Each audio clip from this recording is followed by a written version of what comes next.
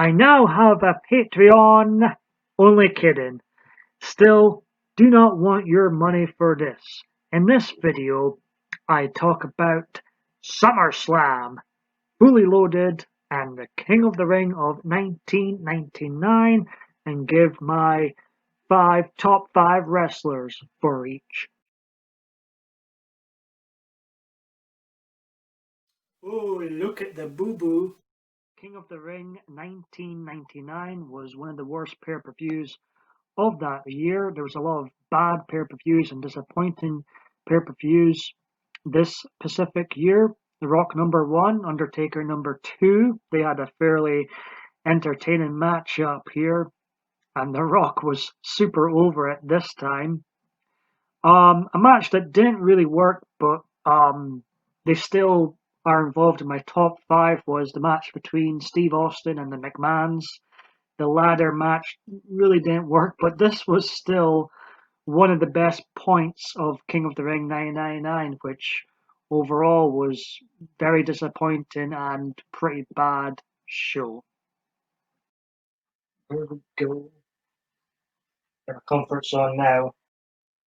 WWF Fully Loaded 999. Number 1 spot, Stone Cold Steve Austin for a change. The Rock and Triple H had a pretty decent strap match. They're my number 2 and 3 spots. The Undertaker was in the main event with Steve Austin. He gets my number 4th spot. And the Big Boss Man enters number 5. I felt his run of hardcore matches on pay-per-view with Al Snow are extremely underrated. Yes, I know in a couple of months' time they'll have that Cage, Hell in a Cell, Kennel from Hell match, whatever it was called. It was garbage. But up until that match, which to be honest, they were put in that position. No one could have made that match good. But as far as the Fully Loaded hardcore match here goes, it was pretty entertaining and good stuff. Big Boss Man, very underrated performer in the Attitude Era.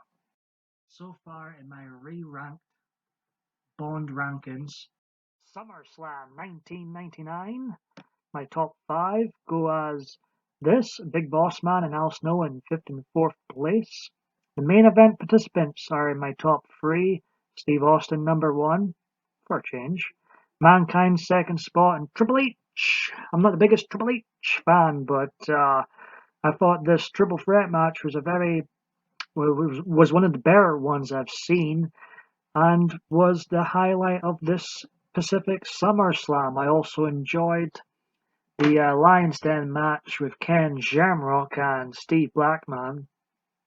Ken Shamrock doesn't appear in this list, but I did miss him. I think this was his final pay-per-view appearance. Good old Kenny. And he never did return. I was always a big Ken Shamrock mark. Not big of a mark to put him in this list, obviously, but I always found it a missed opportunity, him leaving and him not sticking around to wrestle the likes of Kurt Angle, Chris Benoit, Jericho, whom were all going to be coming in. Well, Chris Jericho was actually already here, but they never quite had that match that they teased us with. Ken Shamrock got injured and then never did return.